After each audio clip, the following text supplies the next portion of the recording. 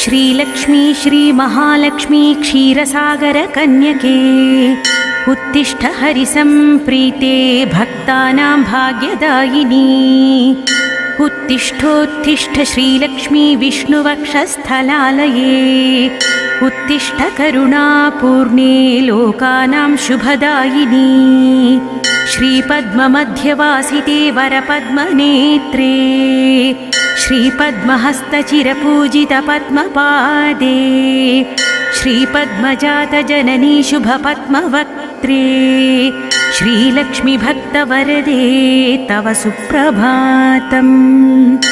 जाम्बूनदाभसमकान्तिविराजमाने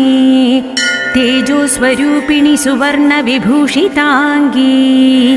सौवर्णवस्त्रपरिवेष्टितदिव्यदेहे श्रीलक्ष्मीभक्तवरदे